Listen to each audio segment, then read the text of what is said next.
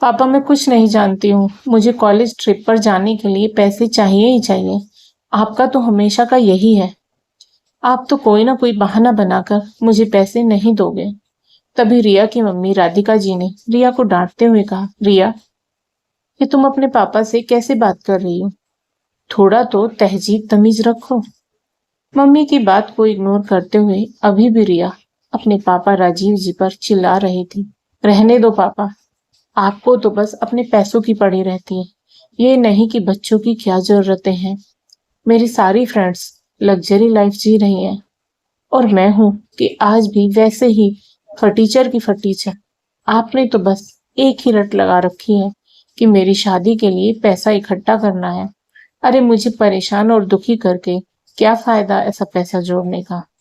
तभी रिया की माँ ने रिया को डांटते हुए कहा, बस करो रिया, तुम्हारे सारे शौक तो हम पूरे कर नहीं सकते ना।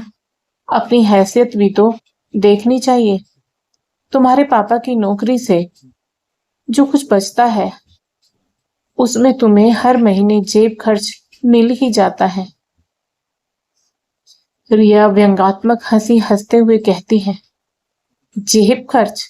वाह मम्मी, उसे आप जेब खर्च कहती हो? हर महीने 1,000 रुपए, इतने तो मेरे एक दिन में खर्च हो जाते हैं। मुझे कुछ नहीं पता, मुझे इस महीने कम से कम 5,000 रुपए तो चाहिए ही। इधर राजीव जी चुपचाप सिर झुकाकर बैठे हुए सोच रहे थे कि क्या सुख मिला हमें जीवन में। बेटे की शादी की थी, वह शादी के बाद अलग हो गया। इधर बेटी की शादी के लिए पैसे भी जोड़ रहे हैं। अब बेटी को भी पूरा ऐशो आराम चाहिए। 55 साल की उम्र में एक प्राइवेट नौकरी है, उसका भी कोई भरोसा नहीं है। न जाने आगे खर्च कैसे चलेगा। यही सब सोच सोचकर उनकी आंखें नम हो चली थी और वह पत्नी राधिका से बोले, राधिका, इसे 5,000 रुपए दे दो, इस महीने हम किसी तरह चला लेंगे। बेटी के तानों से परेशान राजीव जी ने राधिका जी की ओर देखकर कहा, आप इसकी आदत बिगाड़ रहे हैं। कभी हमने अपने ऊपर 5,000 खर्च किए हैं? यह सुनकर रिया बोली, ओह अच्छा, अच्छा तो इसका मतलब आपके पास पैसे हैं पर देना नहीं चाह रहे थे। लाइए मम्मी, जल्दी से पैसे दीजिए, मुझे देर हो रही है कॉलेज जाने में। रिया, तुम्हें दिखाई नहीं देता? तुम्हारे पापा एक प्राइवेट नौकरी में दिन रात एड़ियां रगड़ रगड़ कर मेहनत करते हैं। वह भी पता नहीं कब छूट जाए।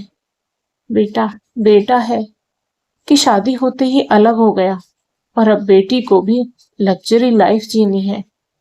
राधिका जी ने गुस्से में कहा और अंदर चली गई।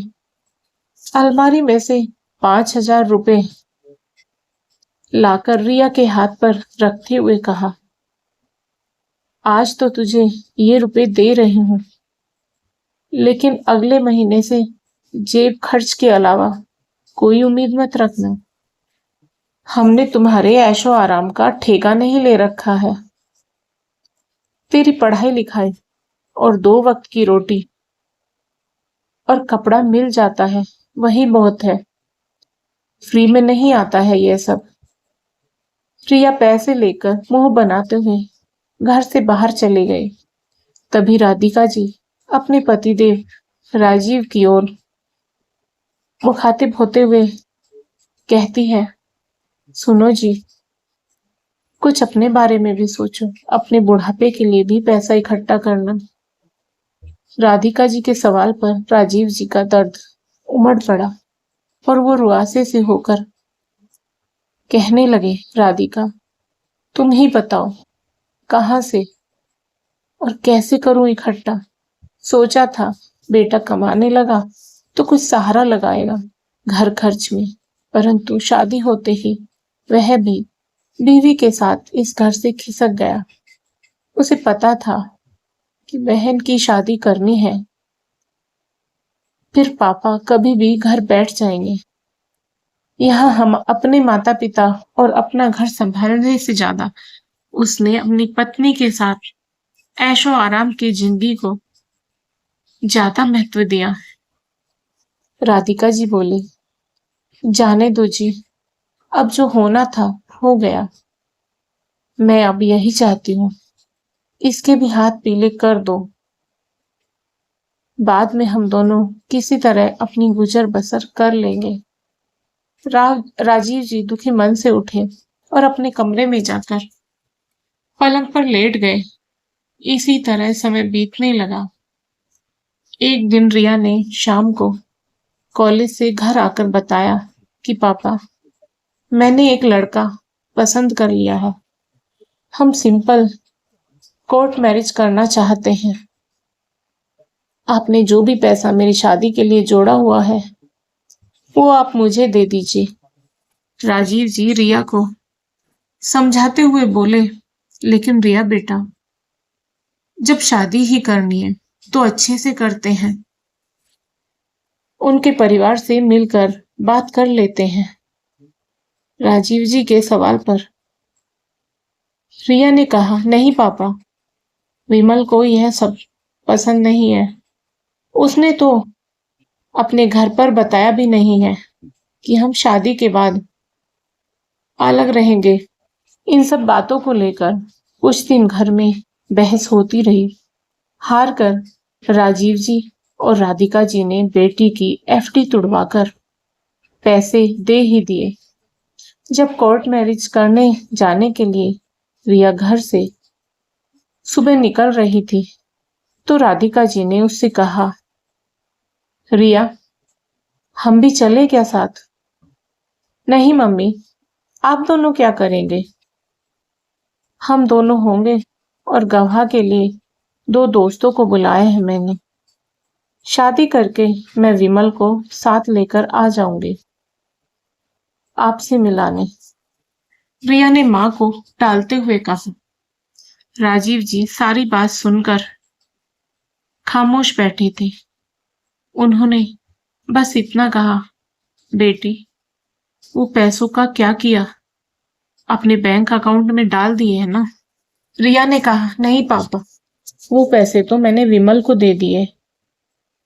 उन्हें नया बिजनेस शुरू करना है, साथ ही फ्लैट भी किराए पर लेना है। आज सब फाइनल हो जाएगा। रिया सज संवर कर घर से निकल गई। शाम तक बेटी के इंतजार में घर सजाकर राधिका जी बेटी दामाद का इंतजार करती रही, लेकिन रिया नहीं आई। कई बार फोन किया, लेकिन उसने फोन भी नहीं उठाया। शाम को रिया का फोन आया। क्या हुआ मम्मी? कितनी मिस कॉल आई हैं आपकी? राधिका जी ने कहा, ओह बेटी, बस यही जानना चाहती थी तुम लोग कितनी देर में आ रहे हो। नहीं मम्मी, हम नहीं आ रहे। विमल ने मना कर दिया। उसने कहा, जब मैंने अपने घर वालों को छोड़ दिया तो तुम भी छोड़ दो अपने घर वालों को। और वैसे भी मुझे देने को अब आप दोनों के पास बचा ही क्या है? सारे पैसे मैंने ले ही लिए हैं। अब आप दोनों मुझे भूल ही जाओ। रिया का जवाब सुनकर राधिका जी का दिल धक से रह गया और वह वहीं सोफे पर बैठ गई। राजीव जी ने राधिका जी की ऐसी हालत देखी तो उन्होंने जल्दी से पानी लाकर राधिका जी को दिया।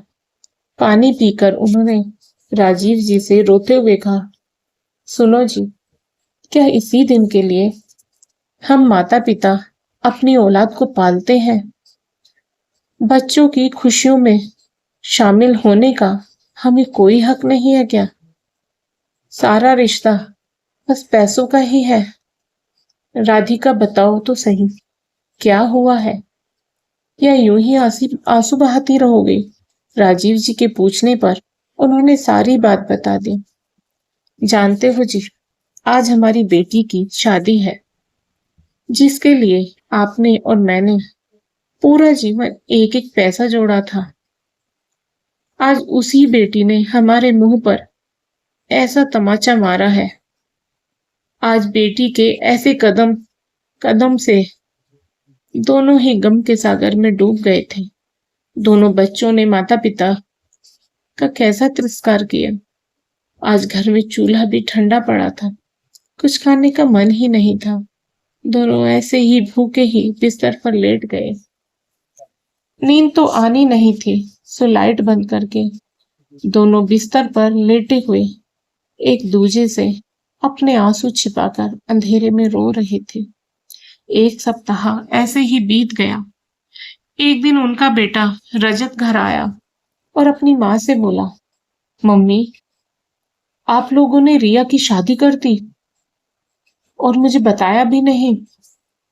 इतना पराया कर दिया आप लोगों ने मुझे कि मैं अपनी बहन की शादी में भी शामिल न हो सका।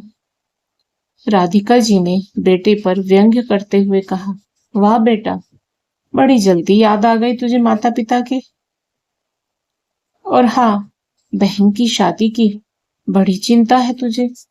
और वैसे भी हम ही शादी में शामिल नहीं हुए तो तुझे क्या बताते। रजत ने तुरंत रिया को फोन मिलाया।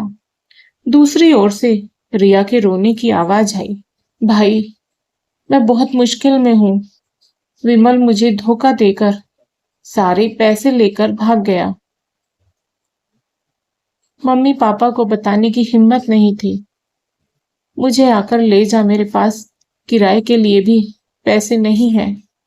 हम हनीमून के लिए मनाली आए थे, होटल वालों की पेमेंट करनी है। रजत ने सारी बात अपने मम्मी पापा को बताई और पैसों का इंतजाम करने जाने लगा तो राजीव जी ने कहा, रुक बेटा, पैसे हैं मेरे पास, चल हम भी साथ में चलते हैं, पता है तेरे पास। राजीव जी और राधिका जी ने, जो अब तक बेटी के व्यवहार से दुखी थे, बेटी पर मुसीबत का सुनकर उनका प्यार फिर से उमड़ पड़ा। सब कुछ भूलकर वो बेटी को वापस लाने के लिए मनाली के लिए रवाना हो गए। ऐसे ही होते हैं माता पिता। बच्चों पर जब मुसीबत आती है तो माता पिता बच्चों की सब गलतियां माफ करके उन्हें मुसीबत से निकालने के लिए तैयार रहते हैं। रजत जब राजीव जी और राधिका जी को लेकर मनाली बहन रिया के पास उस होटल में पहुंचा तो रिया अपनी माँ को देखते ही फूट फूट कर रोते हुए अपनी मम्मी से लिपट गई। राजीव जी ने बेटी के सिर पर हाथ फेरा और उसे सांत्वना देते हुए कहा, चुप हो जा बेटा, हम आ गए हैं। पापा के सामने हाथ जोड़कर रोते हुए रिया बोली, पापा, मुझे माफ कर दो। मैंने अपनी मन मर्जी करके बहुत बड़ी गलती की है। पापा, मुझे नहीं पता था विमल इतना बड़ा धोखेबाज होगा। चुप हो जा बेटा और घर चल, तेरी सब गलतियां माफ। अब नए सिरे से अपने जीवन की शुरुआत करना। जो हुआ उसे बुरा सपना समझकर भूल जा। और इस प्रकार राजीव जी और राधिका जी रिया को घर वापस ले आई। कहानी से शिक्षा। दोस्तों, इस कहानी से उन बच्चों को शिक्षा लेनी चाहिए जो बच्चे माता पिता की परवाह न करते हुए अपनी मनमर्जी करते हैं और फिर धोखे के शिकार होते हैं। माता पिता कभी अपने बच्चों के लिए गलत नहीं करते हैं। तो दोस्तों, आपको कहानी पसंद आई हो तो वीडियो को लाइक करें, शेयर करें और साथ ही हमारे चैनल को सब्सक्राइब करें। बेल आइकन को प्रेस करके ऑल बटन पर क्लिक करें। राधे राधे दोस्तों।